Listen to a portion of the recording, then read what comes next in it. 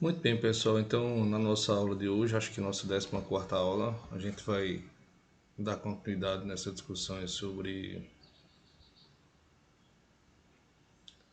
Alguma coisa apareceu aqui. Deixa eu só fechar isso. Bom, a gente vai dar continuidade sobre a discussão relativa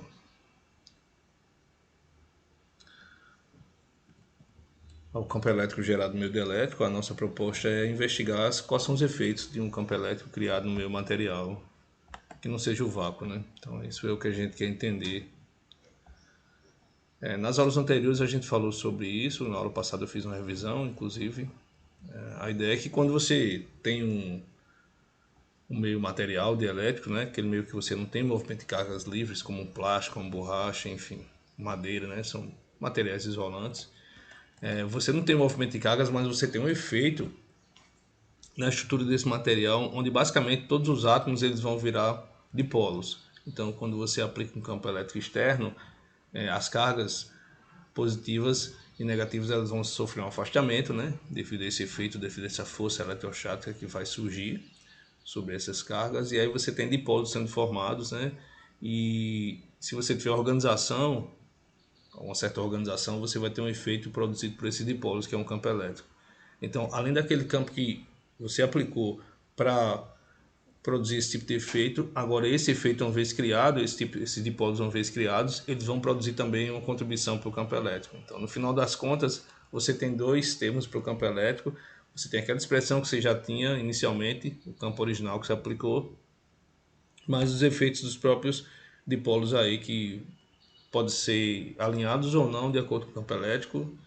Isso aí vai depender do tipo de material, como a gente vai falar daqui a pouquinho.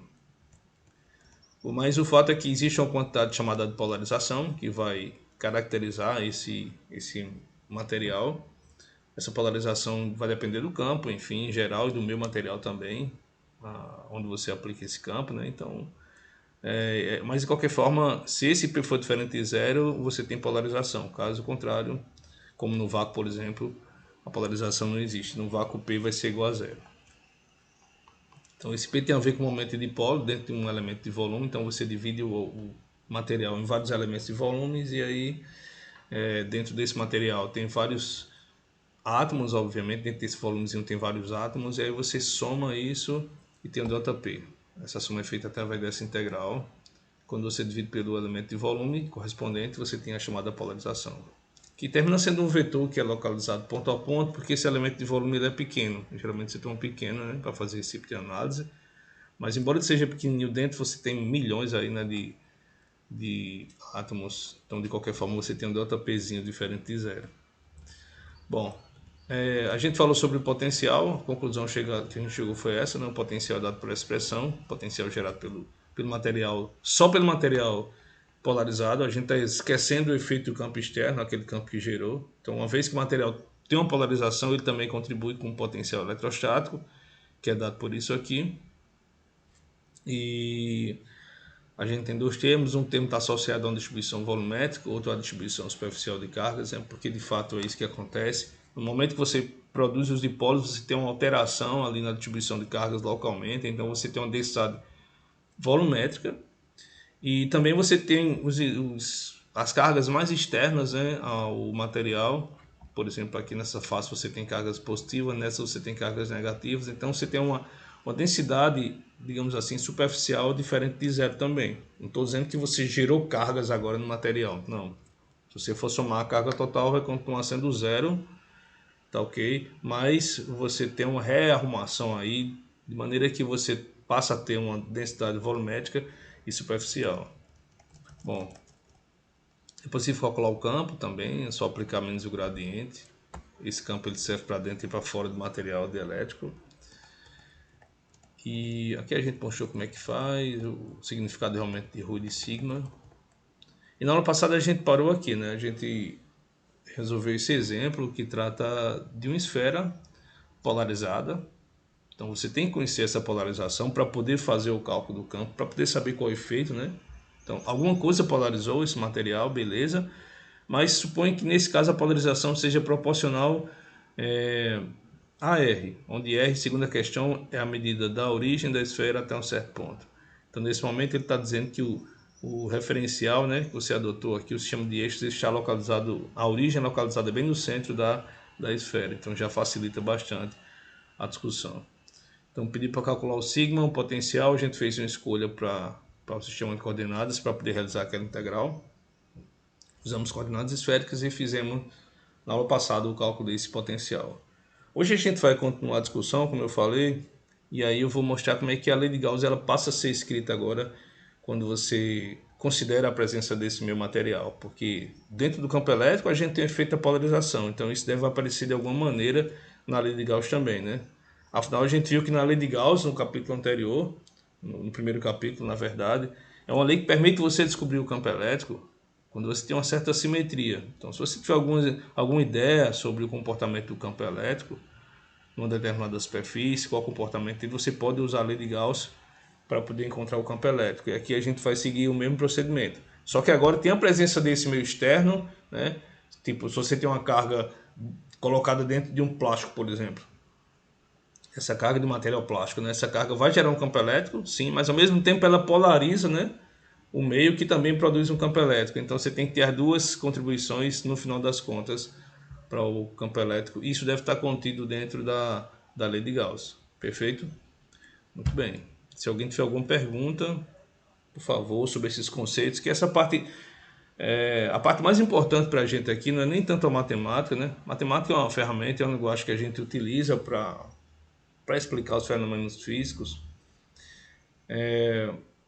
Mas o mais importante para a gente é ter ideia dos conceitos físicos que estão envolvidos aí na teoria, tá? Caso contrário, não serve de nada fazer os cálculos. Ok? Então, por isso que eu estou querendo saber se alguém tem alguma dúvida com relação a essa história de polarização, do campo elétrico criado, enfim. Se for claro isso para vocês.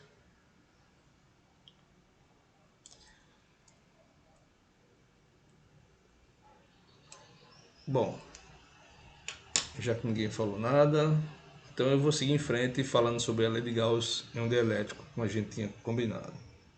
Então vejam só, imagina que esse material cinza que está aqui seja um material dielétrico, tá bom? Qualquer material onde você não tem aquele efeito de condução, né? Tipo plástico, borracha, materiais isolantes. Então ele inicialmente é neutro e aí a gente pega e coloca cargas, insere cargas nesse material. Eu chamei aqui de cargas Q1, Q2 e Q3, beleza? Bom, tá no formato de uma esfera, né? Mas afinal de contas foi só para fazer o desenho, mas não necessariamente isso tem que ser uma esfera, tá ok? São cargas de formatos quaisquer que a gente colocou aqui dentro. Então você tem as superfícies S1, S2 e S3 que envolvem essas cargas. Eu coloquei cores diferentes para dizer que só para dizer que você pode ter cargas diferentes. Não necessariamente serão todas positivas nem negativas, você pode ter uma mistura aí, né? Cargas com sinais contrários sendo colocadas aí nesse meu material. Então, se tem as superfícies S1, S2 e S3, são as superfícies que envolvem essas cargas que a gente acabou de colocar. Beleza? E aí eu imaginei uma superfície aqui, ó, essa superfície pontilhada, envolvendo essas cargas, né, já para usar a lei de Gauss, tá bom? E também estou assumindo que essa superfície ela envolve um certo volume V. Então, essa partezinha aqui marrom um pouco mais escura é o volume, né? Que esse V que aparece aqui representa essa parte aqui escura aqui, esse volumezinho, tá bom? Tá ok, gente? Muito bem. Esse volume onde você tem é delimitado pela superfície, digamos assim, né? Não é só o volume interno, não, desculpa, gente. É o volume delimitado pela superfície S, tá bom? Então, V delimita todo o volume aqui, ó. É o volume representado por essa superfície pontilhada aqui, tá? Que envolve essas três cargas. Uma superfície qualquer, não estou assumindo nenhuma forma para ela, nem esférica, nem cilíndrica. Estou só dizendo que essa superfície envolve as cargas e o volume V é aquele volume contido dentro dessa superfície imaginária que a gente chama de gaussiana. Muito bem, do que é que trata a lei de Gauss? A lei de Gauss, como a gente já viu lá em Física 3, nós revemos aqui no capítulo 1, é uma lei que relaciona a integral da superfície gaussiana, né, na superfície do campo elétrico na superfície gaussiana, com a carga interna a esta superfície. Então a relação é exatamente dessa forma aqui. Então a lei de Gauss fala que a integral de superfície na superfície gaussiana do campo elétrico é igual à carga interna a esta superfície. Tá ok? Então o fluxo do campo elétrico, que é isso aqui, vai ser carga interna dividido por ε0. Beleza? Muito bem. Mas só que aqui dentro a gente não tem só as cargas reais, essas cargas que a gente inseriu aí dentro do material. A gente tem um outro tipo de carga que é a chamada carga de polarização. Por quê? Porque se você pegar o material como um todo e calcular a carga nele, beleza, é zero. A gente falou isso agora há pouco. Mas como a gente está pegando um pequeno pedacinho aqui, ó, tá pegando um pequeno pedaço de material e tem cargas depositadas aqui, ó, sobre essas superfícies, então a gente tem uma carga de polarização diferente de zero. Tá tudo certo? Ficou claro para vocês? Porque no momento que você coloca as carguinhas, Q1, Q2, Q3, você polariza o meio, você gera aqueles dipolos, automaticamente sobre essa superfície dessas cargas Q1, Q2, Q3, surgirão cargas de polarização. Tá bom? Então você vai ter uma densidade não nula ali. Você vai ter uma densidade não nula também aqui no volume. Tá ok? Se você pegasse o material como um todo e envolvendo essa superfície e tudo mais, você teria uma carga total zero. Mas como você está pegando apenas uma parte do material, você a princípio tem cargas aqui sobre essa superfície, sobre essa e sobre essa, tá bom? E também tem carga no volume. E aí você tem uma carga de polarização diferente de zero. Tá tudo certo? Ah, tá sim. Eu acho que é o que você estava falando na aula passada, né? No final dela, que eu acho que é todo o campo magnético que gera uma polarização e aí essa polarização acaba gerando outra coisa. Eu Isso, não lembro o que é que é. exatamente. Exatamente. Agora eu estou chamando a atenção só o fato, Ian, que se a gente pegasse todo o material, a carga seria nula, né? Você não geraria cargas porque você polarizou.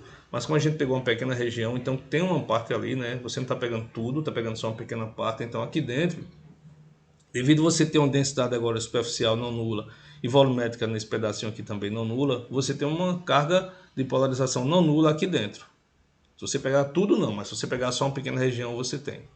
Tá bom? Pode ser que seja positivo ou negativo, não sei. Depende de como essa polarização aconteceu, mas que você tem uma carga diferente de zero, tem. Isso deve ser levado em consideração aqui, ó, na lei de Gauss, que ela trata da carga interna. Então você tem as cargas líquidas que já foram inseridas e devido ao efeito de polarização criado por essas cargas líquidas, você agora passa a ter carga de polarização. Tudo certo? Muito bem. Perfeito. Como é que você escreve essas cargas de polarização? Então, aqui estão as cargas inseridas, que eu estou chamando de carga líquida, Q1, Q2, Q3. E agora de polarização. Ó, olha como a gente está tendo cuidado aqui. Vimos na aula passada, eu até chamei a atenção hoje novamente, que você tem um sigma P e um ρ de P. Então, se você quiser escrever a carga sobre a superfície S1, S2, S3, você tem três integrais. Você tem as integrais na superfície S1, S2 e S3 do sigma P sobre cada superfície, beleza? Então, para simplificar a notação, eu escrevi só a integral de sigma P, que é P escala N, dA. Na superfície eu botei aqui S1 mais S2 mais S3, mas isso aqui representa três integrais. Tá bom, gente? Tá tudo certo para vocês? Ou ficou um pouco resumido isso? Tranquilo, professor. Tranquilo, né? Muito bem, então aqui essa integral aqui vai dar a carga sobre a superfície S1, S2, S3. Eu não pego a superfície S, tá vendo que a superfície S não entrou na história aqui. Não estou falando de carga sobre essa superfície. Por quê? Porque isso aqui é uma superfície imaginária, não é uma superfície física de fato. Então não faz sentido falar em carga sobre essa superfície aqui. As cargas estão depositadas aqui, ó, sobre a superfície S1, S2, S3. Então você tem um sigma P sobre cada superfície dessa.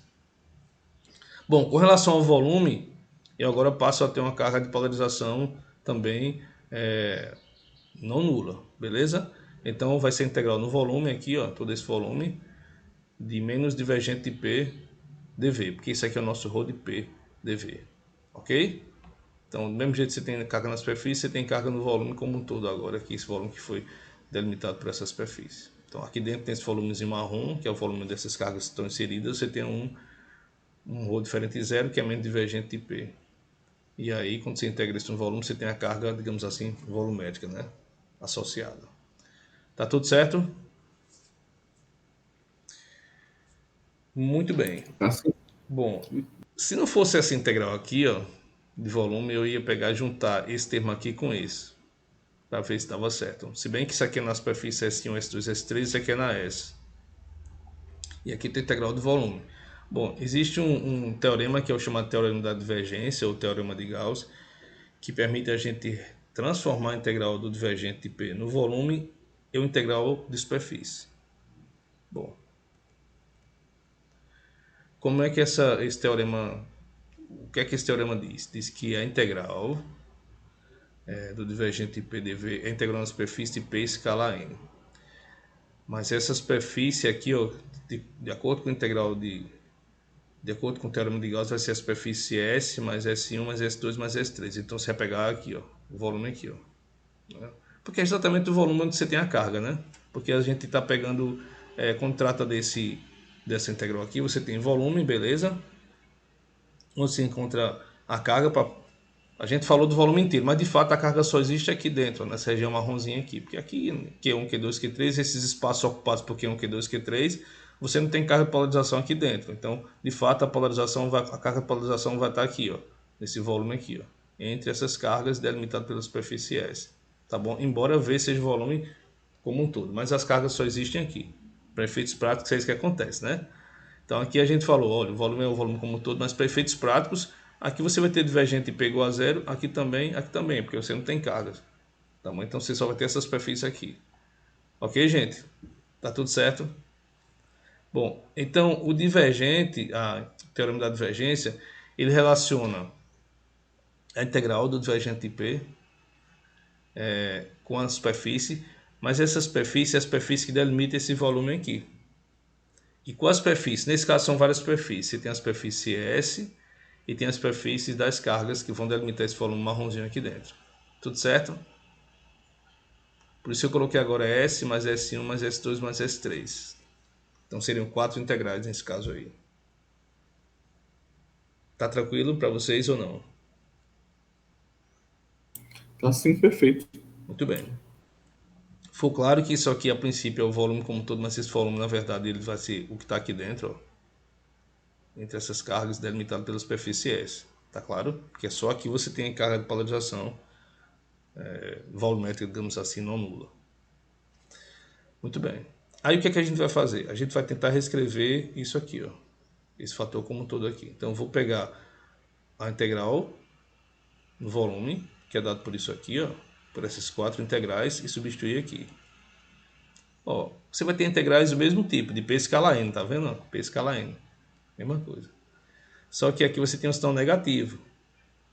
Aí quando você somar tudo, a integral de S1 vai cancelar com a DS1, a S2 cancela com a DS2, S3 cancela com a DS3 e fica só a integral negativa em S.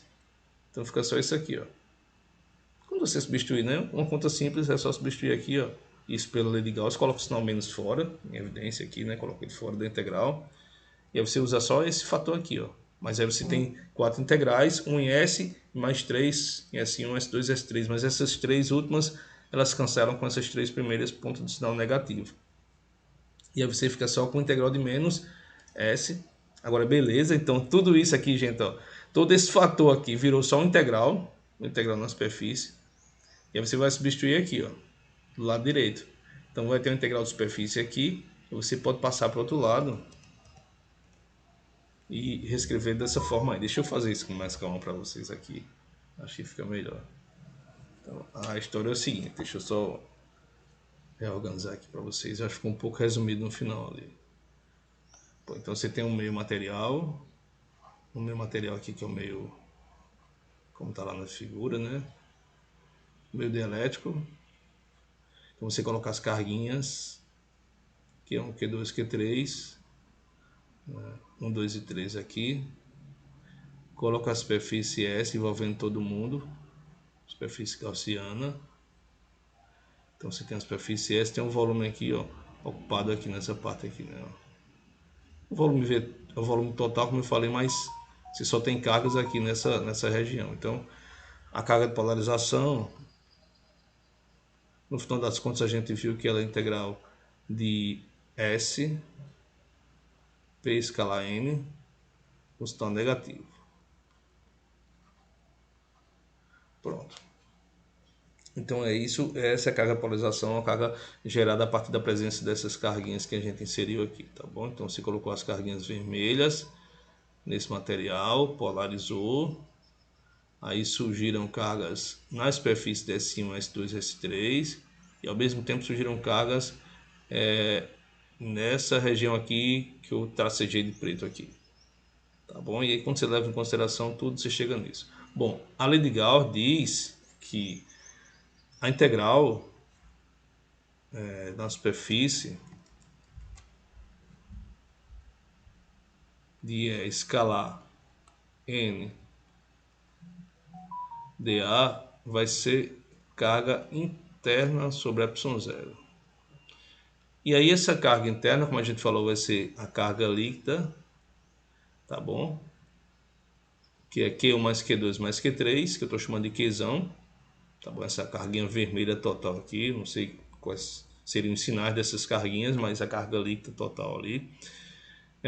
Agora mais a carga de polarização, que na verdade é menos a integral da superfície de P escalar N dA. Então isso aqui é a carga de polarização, tudo, né? Inclusive com sinal negativo. É o QP, né? Muito bem. Obviamente, como eu chamei a atenção algumas vezes aí já, se você estivesse levando em consideração todo o material, isso aqui seria zero, essa carga de polarização seria zero, mas você está pegando apenas uma parte, então você tem um desequilíbrio ali e tem uma carga não nula. Muito bem, então a gente pode fazer o seguinte, eu posso passar esse ε0 multiplicando o lado esquerdo, e aí a gente ficaria com o integral do campo elétrico vezes ε0, mas ao mesmo tempo eu posso, depois de fazer isso, eu posso, na sequência na verdade, né, eu posso pegar e passar essa integral para o lado esquerdo. Então agora eu vou ter duas integrais de superfície que eu posso escrever como sendo uma só. Tá vendo? A superfície S, as duas tinham a superfície S. E aí eu coloco agora mais P. Isso escalar N dA. E do lado direito eu deixo só carga sobre ε0. Então o que a gente pode agora fazer para simplificar essa expressão é chamar isso aqui de D. Esse vetorzinho aqui de D. Então essa soma que aparece dentro da integral eu vou chamar de vetor D. Então vai ficar D escalar N dA, que é igual a carga sobre ε0. Então olha que interessante, você tem uma lei de Gauss com uma forma parecida com o que a gente tinha antes, né? No vácuo. No vácuo, se você for para o vácuo, você não tem P igual, você não tem polarização, então no vácuo você tem P igual a zero. Você volta à forma original que a gente já conhece, né? Então no vácuo isso aqui não vai, esse P não vai existir.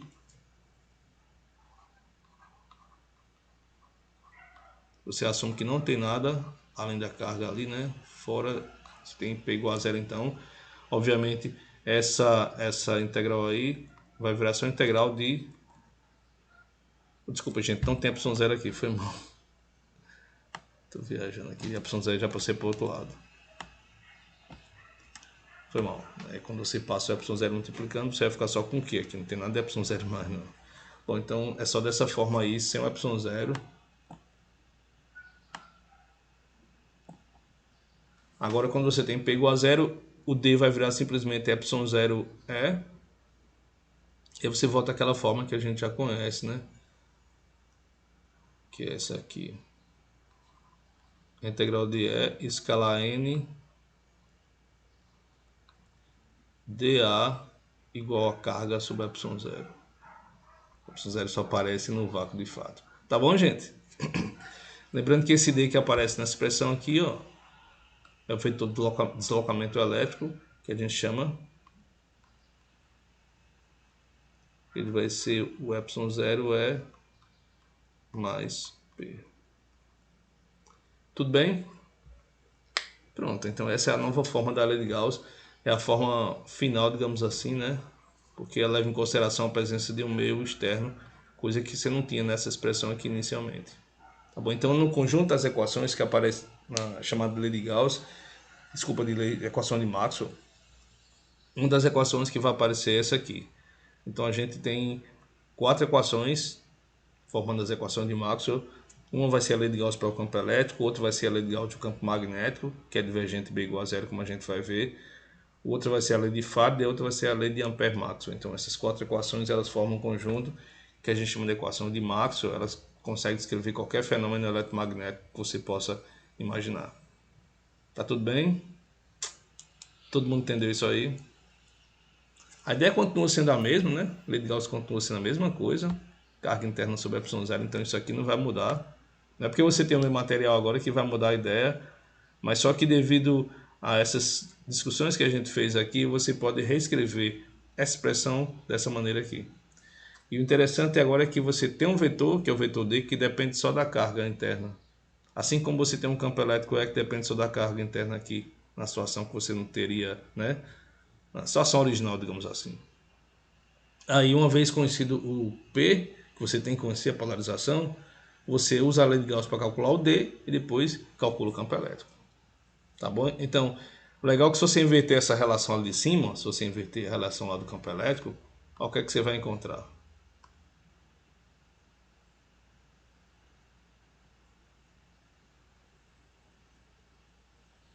Você pode pegar o campo elétrico e escrever assim, ó. E vai ser D sobre ε0, né? Você vai dividir todo mundo por ε0 aqui. Vai ser 1 sobre ε0D.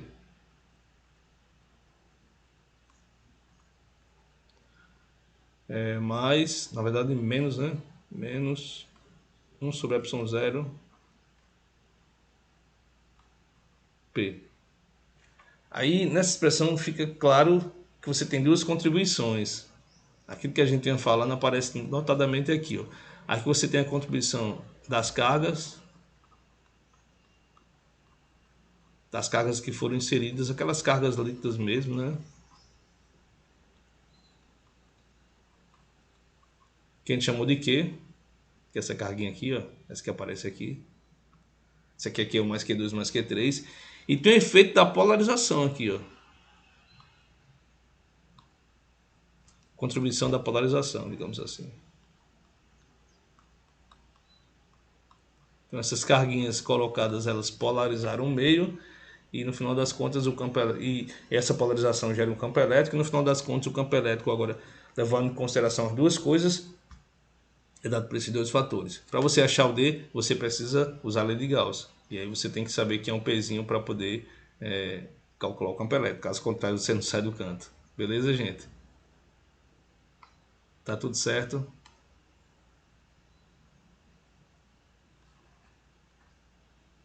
Alguém tem alguma pergunta? Beleza. Muito bem. Bom, então como é que você faz para calcular essa integral aqui? Mesmo jeito que a gente ia fazendo antes, Ian.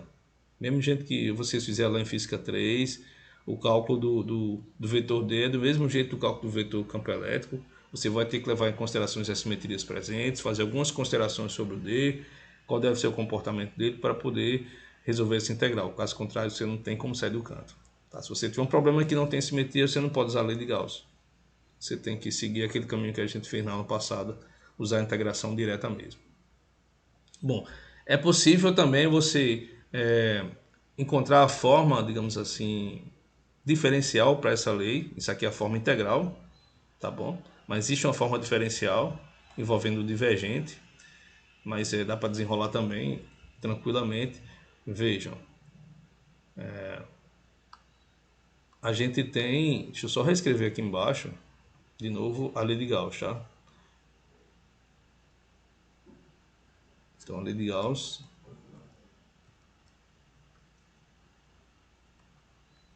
agora ela ficou com uma cara um pouquinho diferente. É a mesma lei, como eu falei, mas tá só com uma cara diferente, somente.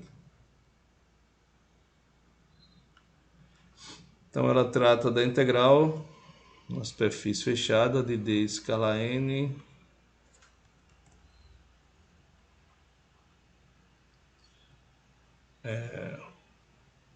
dA, isso aqui é carga líquida. Mas essa carga líquida você pode escrever como sendo integral no volume de ρ dV, né? Você tem a densidade volumétrica de carga, escreve a carga líquida dessa forma aqui. Seja qual for a distribuição que você tem ali dentro da superfície gaussiana, que é a superfície S, a carga vai ser escrita dessa maneira aqui. Muito bem, mas aí você pode usar o teorema da divergência, que é o teorema de Gauss, que a gente já falou sobre ele. E isso aqui pode ser escrito de outra forma. Na verdade, isso aqui não, né? O lado esquerdo. O lado esquerdo pode ser escrito como sendo integral no volume do divergente de D. Isso aqui é um pontinho de produto escalar, tá bom? Divergente de D, dV. Então, daqui para cá a gente usou o teorema da divergência, né? Teorema da divergência, que relaciona essa integral de superfície com a integral de volume. Bom, isso aqui vai ser igual a carga contida, né, no interior, que é dado por isso, o dV, e aí você fica simplesmente com divergente D, comparando dois lados, divergente D igual a ρ. Pronto. Você tem a forma diferencial da lei de Gauss. Você tem a forma integral, que é essa forma aqui, e a forma diferencial, que é essa que a gente acabou de escrever. Então, assim como a gente tem lá no caso, digamos assim, no caso em que você não considerava o campo elétrico no vácuo, você tem agora na presença de material dielétrico. Então, divergente agora não tem mais aquele ε0, mas só divergente D igual a ρ, mas tem a ver com ρ, né? Que é a densidade dela presente. Perfeito? Perguntas?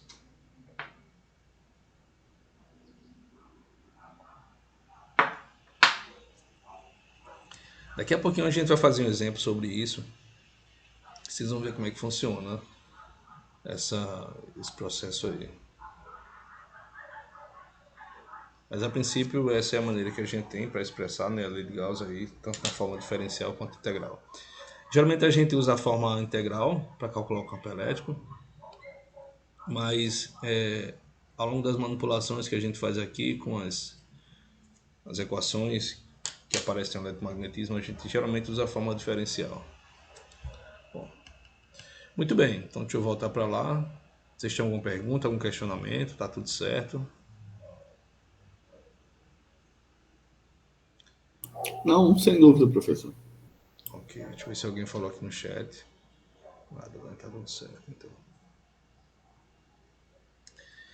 Vamos em frente. Bom.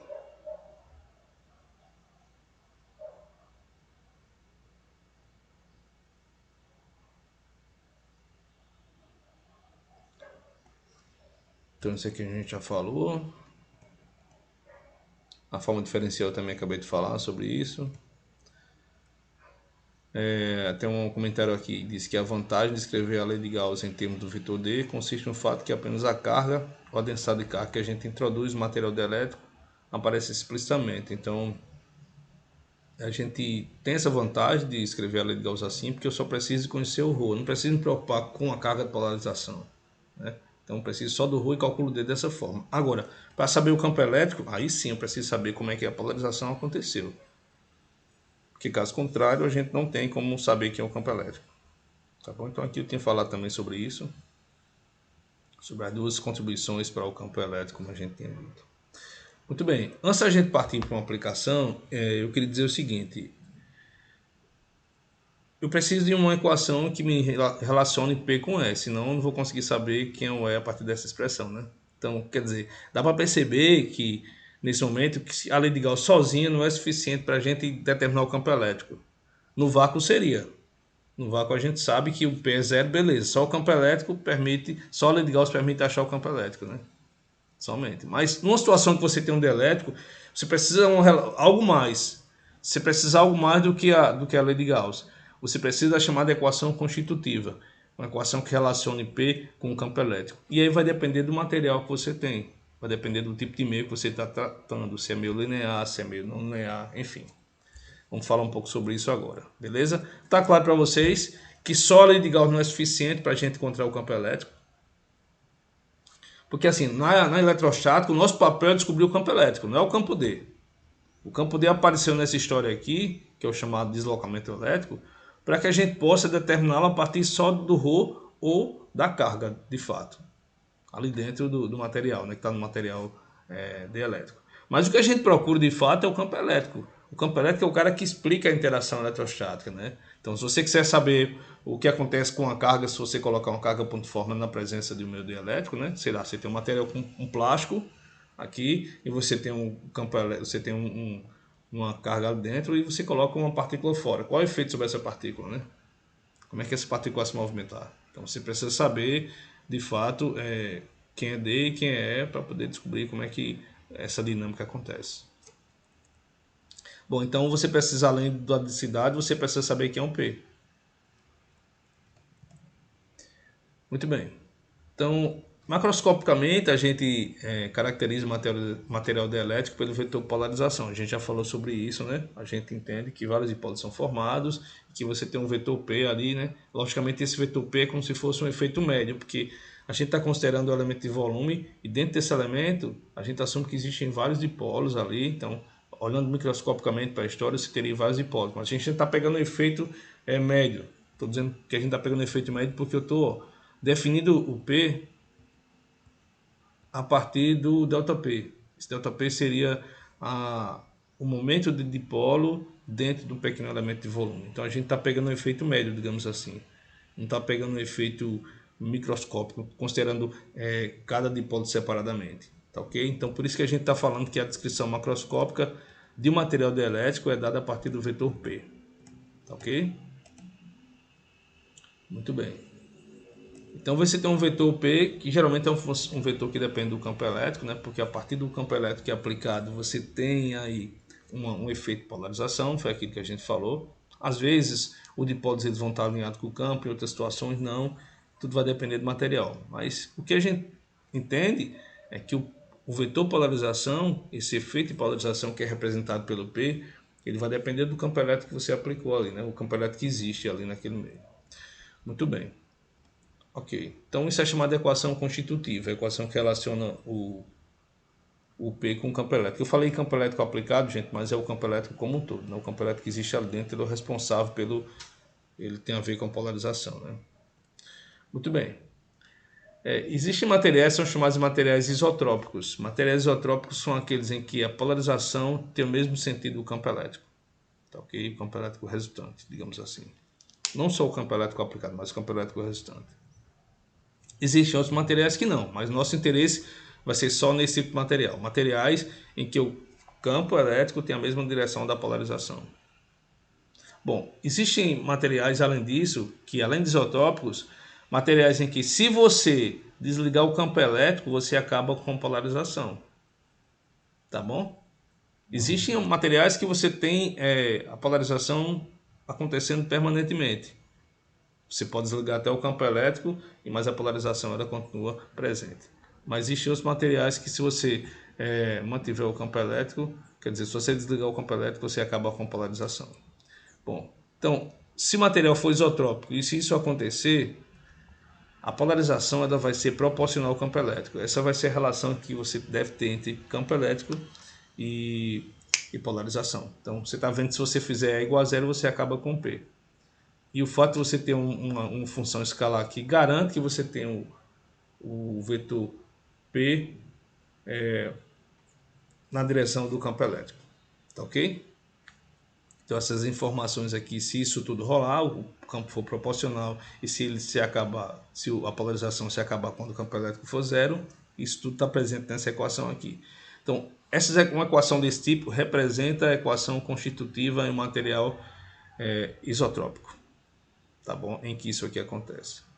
Então, se você tiver uma equação dessa, se você tiver essa relação, esse conhecimento aqui de P com E, você pode vir para cá, ó, para a lei de Gauss, desculpa, para a definição do vetor D. Achou o D a partir da lei de Gauss, ó, tá melhor. Achou o D a partir da lei de Gauss, a partir da equação constitutiva você relaciona P com E, aí, isolando o campo elétrico, isolando E, você vai saber que é um campo elétrico nesse mesmo material. Perfeito? Tá tudo certo? Assim. Massa. Bom, muito bem. Então a gente já sabe que para materiais isotrópicos isso aí acontece. Essa função aqui que depende do campo elétrico é chamada de susceptibilidade elétrica. Tem a ver, o nome eu acho que ele é bem propício, né? Isso diz o quanto o campo ele é susceptível, o material ele é susceptível à polarização. Se esse aqui for ele atingir valores grandes, então significa que a polarização vai ser bem intensa. Se for pequenininha, a polarização vai ser fraca mediante a aplicação do campo elétrico. Então, se você tiver dois materiais, aplicou o mesmo campo elétrico, né? Você vai polarizar os dois. Então, você vai ter um campo elétrico ali. Se a polarização em um for maior do que a no outro, então significa que esse fator aqui, ó, que vai ser maior do que no outro. Tá bom? Então, esse aqui ele vai definir a capacidade do material ser polarizado. Quanto mais ele for polarizado, digamos assim, para um determinado campo elétrico, maior esse valor de Ki que aparece nessa relação, na expressão. Tá ok, gente? Muito bem. Estou lembrando que isso aqui é o campo elétrico como um todo, né? O campo elétrico resultante, já no final da história, das contas. Depois que tiver polarização e tudo mais. Bom, obviamente a partir da definição do campo D, você pode escrever D dessa forma aqui, ó. Epsilon vezes E, onde Epsilon vai ser Epsilon 0 mais Ki vezes E.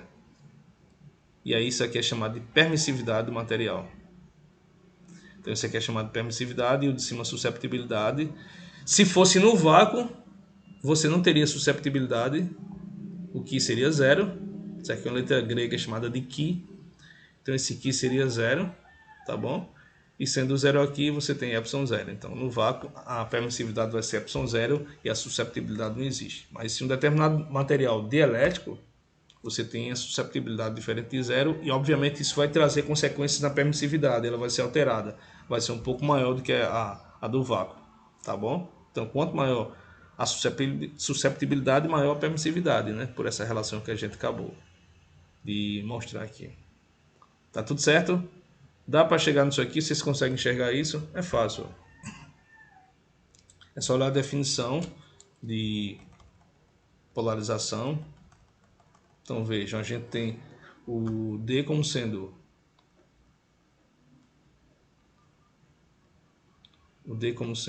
Epsilon 0 E mais P. Se você tem um material isotrópico, então o D vai ser escrito assim, ó, Epsilon 0E mais que esse aqui é uma função do campo elétrico, P. Desculpa.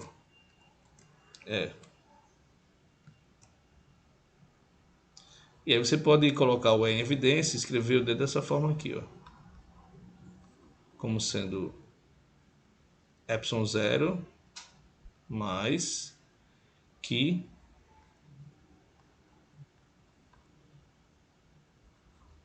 vezes P. Então, essa quantidade que aparece aqui dentro é o que a gente chama de Epsilon. Então, para simplificar essa equação aqui, eu posso fazer mais um passo e escrever o D como sendo Epsilon, que é um Epsilon de E, obviamente, porque você tem uma dependência do campo elétrico dentro dessa função Ki, vezes E. Então, isso aqui é o que a gente chama de Epsilonzinho, que a gente chama de permissividade. Então, essa equação aqui vai ser só válida se o material for dielétrico. Tá bom? Nem sempre você tem uma relação de proporcionalidade entre o D e o E. Só vai rolar se você tiver material dielétrico. Perfeito, gente? Então, esse epsilon que aparece aí é essa soma que a gente tem de chaves.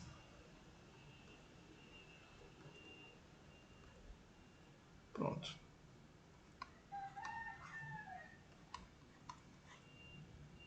Ok? Tudo certo? Alguma pergunta? Cálculozinho Não, simples a gente professor. fez aqui, né? Para poder chegar nessa informação. Bom, então, o material dielétrico ele passa a ter duas quantidades que caracterizam, né? Ele tem a chamada susceptibilidade e tem também a chamada permissividade específica, né? Digamos assim. Ok. Falar um pouquinho mais aqui. Existem materiais que são chamados materiais lineares, então além de isotrópicos eles são lineares. Nesse caso, essas funções elas não são funções, elas são constantes. Então no caso do material isotrópico e linear, esse que aparece aqui deixa de ser função do campo elétrico e passa a ser constante, é a mesma coisa isso aqui. As relações entre eles permanecem, a relação entre eles permanece a mesma, o epsilon vai ser epsilon zero mais que, só que esse cara vai ser uma constante. A gente pode definir outra constante, que é chamada de constante dielétrica, que é esse casão. Ele é simplesmente epsilon sobre epsilon zero. Então, é uma quantidade adimensional, que é definida como sendo a permissividade do material sobre a permissividade do vácuo. É mais ou menos uma permissividade relativa, né, digamos assim. E aí você pode reescrever também esse Q em função do K. É só você colocar epsilon como sendo K vezes epsilon zero. E aí você isola o que, né? Só passar esse epsilon zero para o lado esquerdo, e aí você vai ter K menos 1. Então, no final das contas, olha que coisa interessante, a gente consegue expressar tanto a permissividade quanto a susceptibilidade através da constante K. Isso mostra para a gente que existe uma constante K, que é chamada constante elétrica, que caracteriza o meio dielétrico, digamos assim. Então, cada tipo de material vai ter a sua constante K específica, que é uma constante adimensional. Então, a princípio a gente pensou que a gente teria que usar as duas constantes, mas no final das contas, uma redefinição aqui, uma definição dessa permissividade relativa, que é chamada constante dielétrica, a gente termina expressando as duas constantes em função do casão, que é a constante que especifica o material dielétrico. Então, cada material, a borracha, o plástico, cada material, o isopor, cada um deles vai ter um K específico, tá bom? Beleza, gente?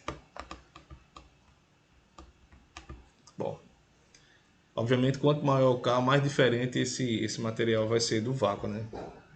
Quanto mais próximo de zero esse K aqui, mais próximo esse material vai estar do vácuo, os efeitos que você vai sofrer no vácuo. Tudo tranquilo? Aquele símbolozinho que tem do lado do Y, que tem 3 traços. A definição. Isso aqui é definido. Ah, tá. Esses 3 tracinhos, né? A gente coloca isso para dizer que é definido. Que não tem nem outra razão, sabe, Ian, para isso. É só uma redefinição mesmo, só uma rearrumação, digamos assim, nessa discussão que a gente fez aqui. Porque, a princípio, a gente precisaria de duas constantes, mas aí, se você faz essa simples definição, você termina entendendo que eu posso ter uma constante só para caracterizar o material, né? Para especificar o material, digamos assim, que é a chamada constante dielétrica. Entendi. Algo parecido com isso vai aparecer também quando a gente estiver analisando o campo magnético em um meio material, que aí você tem outro tipo de efeito, tem outro tipo de corrente, enfim, é bem interessante também. Então, sempre a presença de um meio material ela traz, digamos assim, conceitos novos e algumas coisas bem interessantes, alguns efeitos bem interessantes que a gente nem imaginava que pudesse acontecer, né? Como, por exemplo, essa questão de você ter um campo elétrico produzido só por dipólitos. Mesmo que o material seja neutro, você tem um efeito desse material ainda por conta de você ter dipólitos. Então, se você tem um material polarizado, ele sendo neutro, ele vai ter um campo elétrico sendo gerado. Muito bem. Ok. Bom, agora a gente vai fazer uma aplicação, vai calcular o campo elétrico gerado por uma carga em um meio dielétrico. Então, a gente acabou de falar que o meio material dielétrico ele é representado por uma constante K, K maiúsculo. E então já estou pegando o meu aqui qualquer e usando essa constante K. Então você tem uma carga pontiforme nesse meio e a gente quer saber o campo elétrico gerado por essa carga nesse meio material, tá bom? Vamos assumir que o meio ele vai ser isotrópico e linear. Então significa que você tem essas relações aqui mantidas, só que aqui você vai ter constantes envolvidas. Então qual é a ideia? A ideia é a gente usar a lei de Gauss para achar o D pelo que a gente acabou de falar hoje. Uma vez que você conhece o D, se você souber a relação de P com o campo elétrico, você consegue achar o campo elétrico. Tá bom? Então, se o material for isotrópico e linear, a polarização vai ser proporcional a epsilon. Desculpa, ao campo E. Então, usaremos a lei de Gauss, como a gente usava antes, para calcular o campo D. Depois, eu vou assumir que o P é proporcional a E. De fato, a gente pode fazer isso, porque na questão diz que o material é isotrópico e linear. E aí a gente acha o campo elétrico. Tá bom, gente? Bom, então é relativamente fácil. Bom, esse problema envolve simetrias, né? Seria uma carga pontiforme. Então, dá para a gente fazer algumas considerações sobre o vetor D. O vetor dele depende só da carga elétrica. Então, como você tem uma carga elétrica pontiforme, se eu tiver uma distância R aqui fixa dessa carga e me movimentar, eu devo ver o mesmo efeito, eu devo ver o mesmo D. Assim como eu teria o mesmo campo elétrico. Estou falando em módulo, não estou dizendo que vai ser o mesmo vetor. Então, o módulo do campo D deve ser o mesmo para uma distância qualquer fixa dessa carga. Então, se eu fixar uma distância R, eu devo medir o mesmo campo D. Se essa carga não fosse uma carga pontiforme, fosse uma banana, por exemplo, uma jaca, eu não poderia fazer essa afirmação. Mas como ela tem esse formato aí, é um pontinho, né? Então, eu imagino que se eu tiver uma distância D e começar a movimentar, fixando a distância, eu vou medir o mesmo D em módulo. A outra coisa que a gente pode imaginar é que o efeito desse campo D ele vai ficar cada vez menor à medida que eu me afaste dessa carga. Então você tem um efeito que depende da distância também. Então quanto mais distante a gente tiver dessa carga, menor vai ser o efeito dela. Isso é óbvio, né? Bom, então são essas considerações que a gente vai fazer sobre esse campo D. É lógico que como você está falando de um meio linear, isotrópico, os campos elétricos P e D devem ter o mesmo sentido, né? Deve ter o mesmo sentido. Por que isso?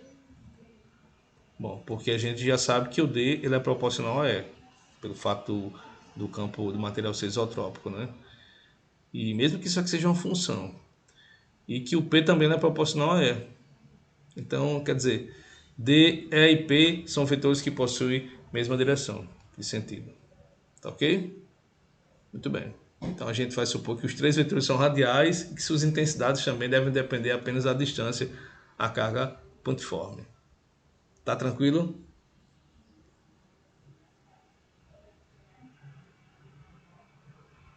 Tá tudo bem? Alguém tem alguma dúvida?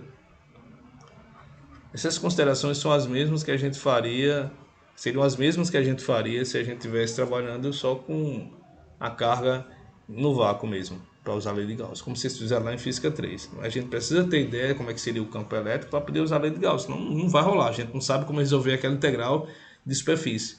Então a gente tem que imaginar como deve ser o comportamento, né?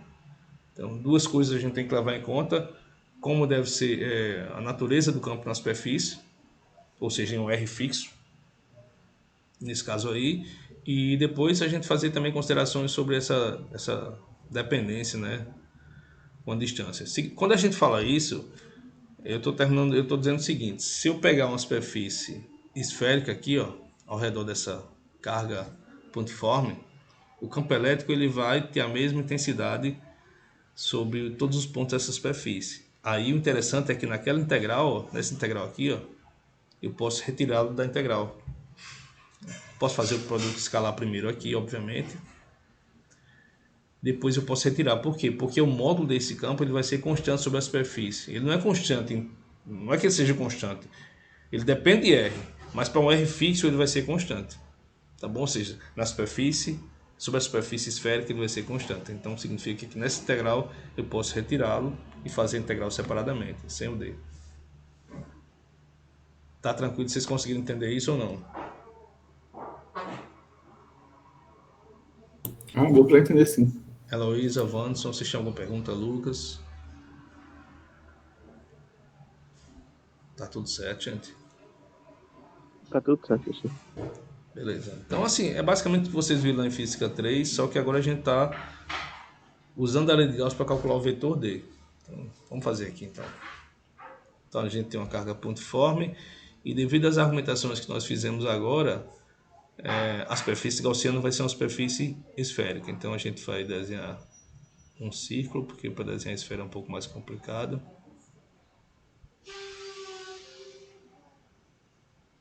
Mas você tem uma esfera concêntrica aí, ó, com a carga, ponto fora, mesmo centro, né?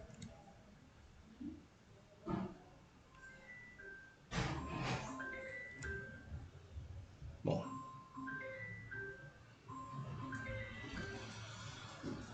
tá difícil aqui, mas a gente consegue.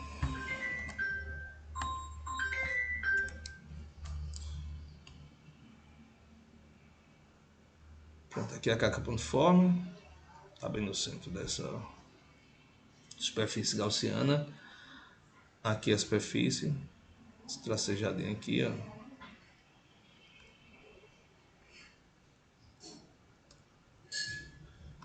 Então, a gente está usando essa superfície por quê? Por conta das nossas hipóteses, né? Ó. Então, as nossas hipóteses são as seguintes. A primeira é que o campo ele é radial, né?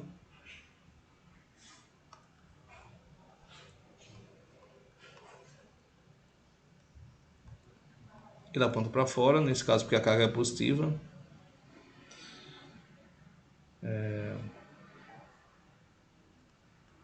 E a segunda é que ele só depende de R.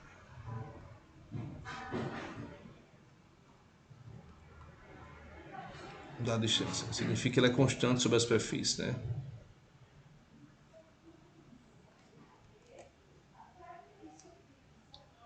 Então, só para a gente não esquecer, constante sobre uma superfície esférica.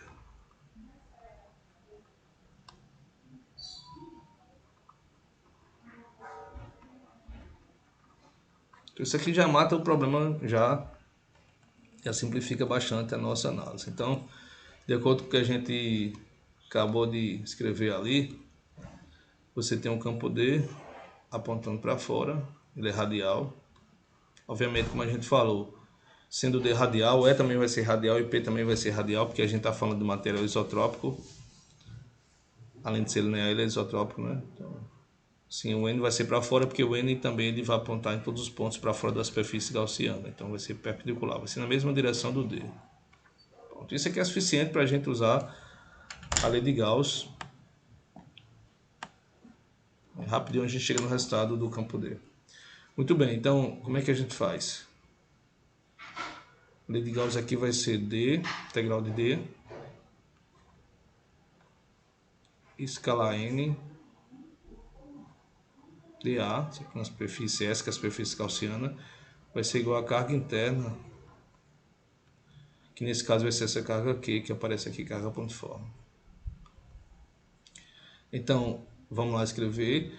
Segundo a questão, o D vai ser radial, então vai ser D escala N, vai virar só D, porque teremos aqui o D escala N vai ser desse jeito aqui, ó. Módulo de D, módulo de N, vezes o cosseno do ângulo entre eles, que é zero. Isso aqui vai dar simplesmente D, porque esse cara daqui, ó, é um vetor unitário, tá bom? Então, por isso que a gente tem só D no final das contas. Ok.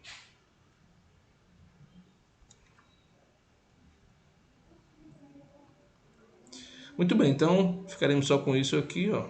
E do lado direito, o Q interno vai ser só Qzinho. Bom, pelo que a gente argumentou, o dele depende só de R, então significa que ele vai ser colocado também para fora dessa integral, porque ele é constante em todos os pontos sobre a superfície, então é constante nessa integral, então ficaremos só com D, integral da superfície, dA, e aqui carga apenas. Bom, essa integral vai dar a integral da superfície, vai dar a área da superfície, desculpa, que é 4πr2. Sim, isso aqui é uma esfera de raio R qualquer, tá, gente? Esqueci de colocar aqui o R, mas é um raio R qualquer.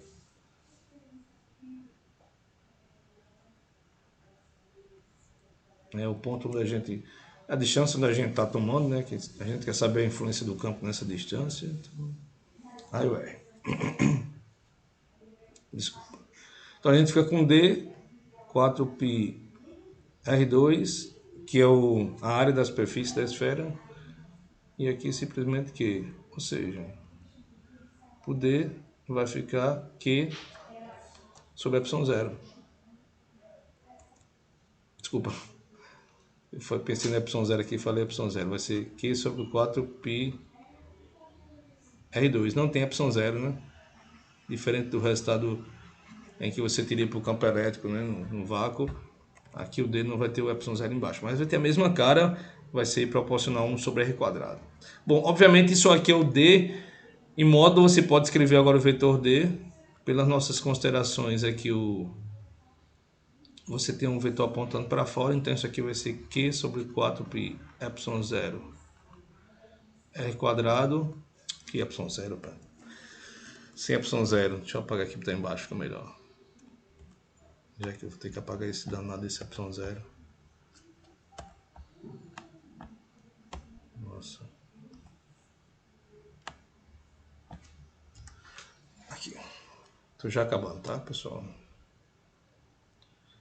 Então nós temos D, vetor, que é Q sobre 4πr2, vezes o vetor R chapéu. O vetor R chapéu, gente, ele aponta para fora, né? É aquele vetor que aparece lá em coordenadas esféricas, é um vetor que vai dar a direção do Dzinho. E aí eu posso escrever assim, ó, como sendo simplesmente Q sobre 4π R3 R vetor. Pronto. Aqui é o vetor campo elétrico. Por que isso? Porque o R chapéu vai ser o vetor unitário na direção do vetor R, que é o vetor que vai dar origem, né? Digamos aqui a origem do sistema de coordenadas, né? Aqui é o ponto da origem. Então vai ser R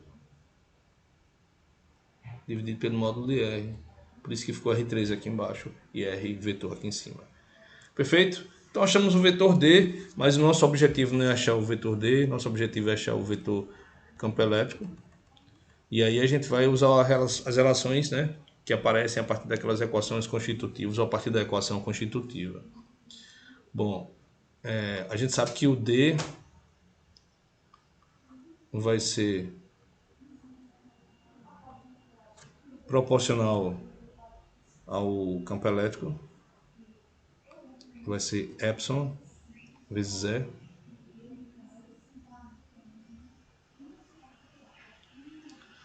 Ou, se você quiser,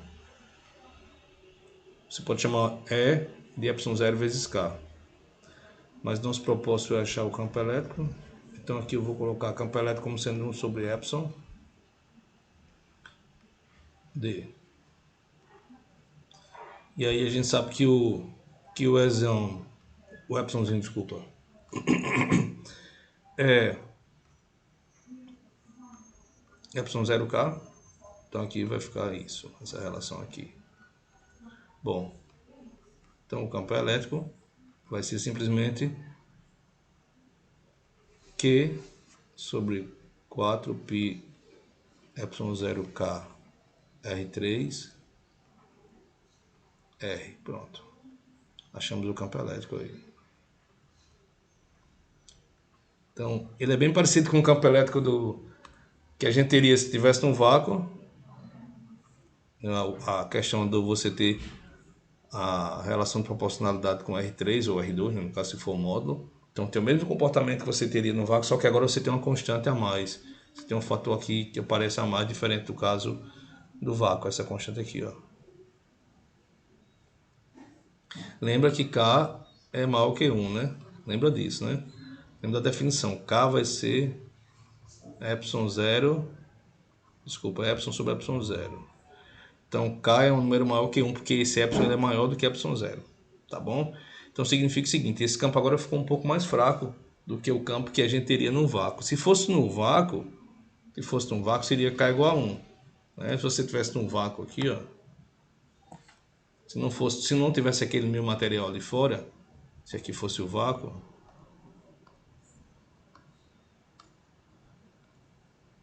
só para a gente ter uma ideia de como é que seria o comportamento do campo.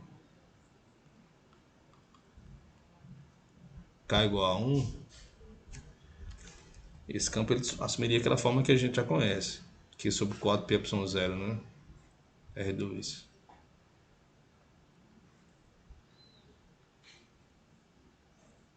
Então o campo seria Q sobre 4πε0 R quadrado R. Tipo, o módulo seria R quadrado, não, R ao cubo, né? O módulo seria só R quadrado embaixo, 4πε0. Não teria esse fator K aparecendo. Então seria aquela expressão que a gente já conhece lá, desde o comecinho lá de Física 3, enfim. Lá do ensino médio também. Então, você está vendo que a intensidade do campo elétrico no meu material ela ficou um pouquinho menor. Ela foi reduzida pelo fator K. Apareceu essa constante aqui. Poderia aparecer, você poderia calcular a polarização também, se quisesse, né? Só lembrar que polarização é Q vezes E. Então é só pegar a expressão do campo elétrico e colocar aqui, você tem. Lá nos slides eu já coloquei a forma dessa polarização. Mas está na mesma direção do campo elétrico. Quando você substituir a constante K, desculpa, aqui, né? Que aparece aí, deixa eu olhar aqui. Aqui vai ser ε0 K menos 1. Então você fica com isso aqui, ó. Tá vendo? Aqui você vai colocar ε0 K menos 1. Agora. Então aqui então vai ficar ε0 que multiplica K menos 1 vezes o campo elétrico. Então, ao substituir o valor do campo elétrico, a expressão do campo elétrico, que é essa aqui, ó, o ε0 vai cancelar com ε0.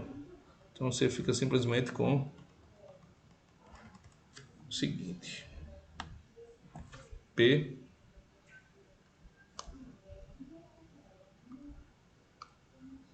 só para a gente fechar aqui,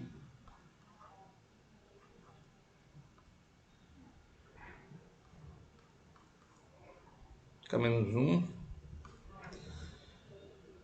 Q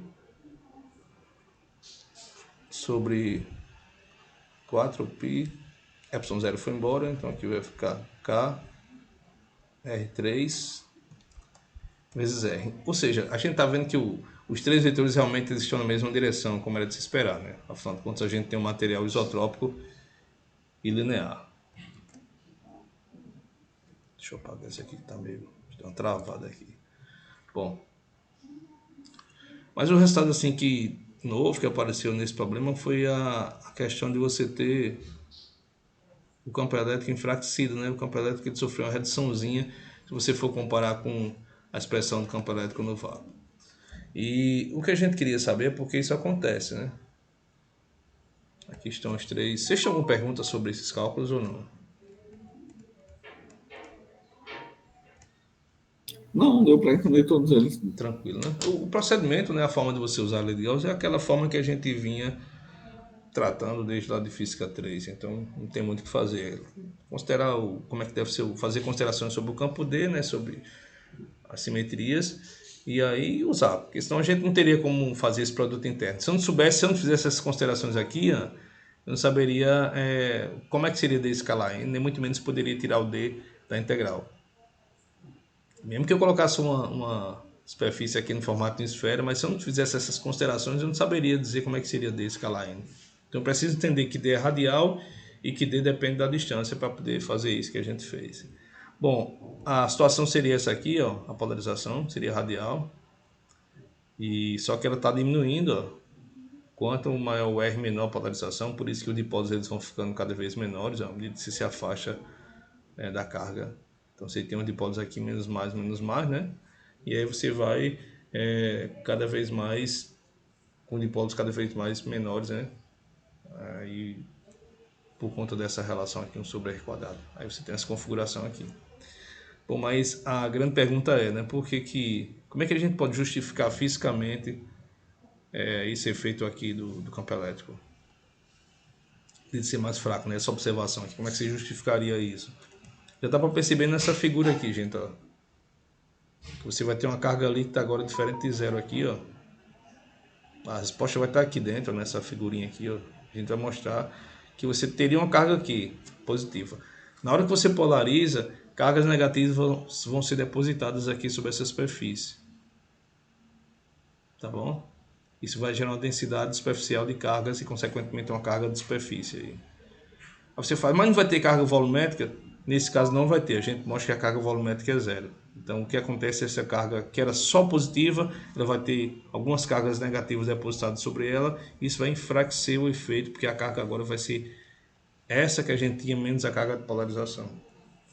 Então a gente tem como mostrar isso. Eu vou deixar isso para a próxima aula.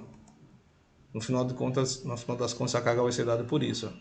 Qzinho sobre a constante da elétrica. Por isso que aparece aquela expressão. Ó. É como se você estivesse fazendo isso aqui. Ó. É como se você estivesse juntando isso aqui agora. Ó. Entendendo que isso aqui agora é nova carga. Esse camarada aqui, ó, que aparece aqui em cima. Deixa eu colocar aqui. O Q e o K. Aí você tem uma expressão desse tipo aqui, tá vendo? Ó?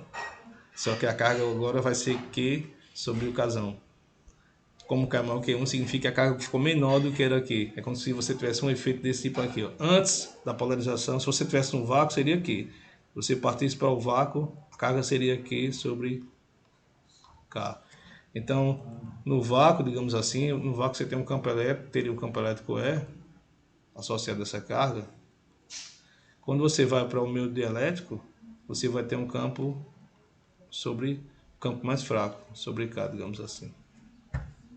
Ele é enfraquecido por conta desse efeito aqui da carga. Então ela fica menos intensa agora, porque você tem que levar não só em consideração a carga Q que existe, mas também que existe em carga de polarização lá em cima. Por isso que o campo fica mais fraco. Beleza? Então esse é o conceito físico. Outra coisa que a gente podia também enxergar, eu acho que dá para concluir daqui, ó, é da própria figura, ó, que você tem, ó, campo elétrico gerado para fora só pela carga, mas ao mesmo tempo você tem os campos para dentro, porque você tem menos e mais aqui, menos e mais, tá vendo? Então você teria campo assim para dentro, gerado pelos dipolos. Aí você teria um enfraquecimento do campo que era somente o campo elétrico gerado pela carga aqui. Beleza? No final das contas o campo vai ficar mais fraco. Tá tudo certo?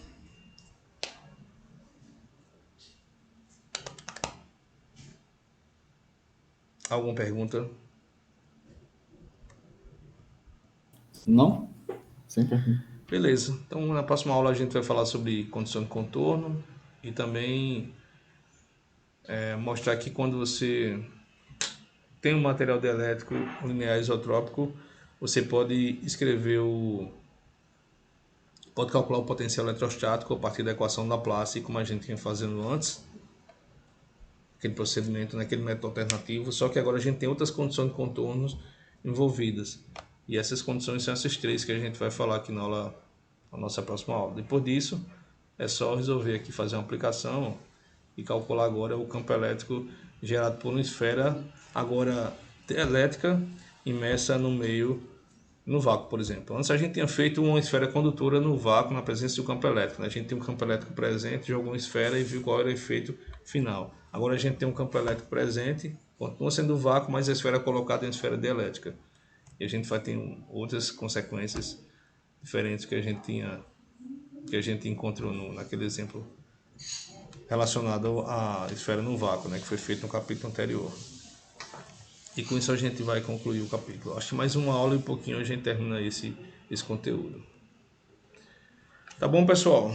Deixa eu encerrar a gravação aqui.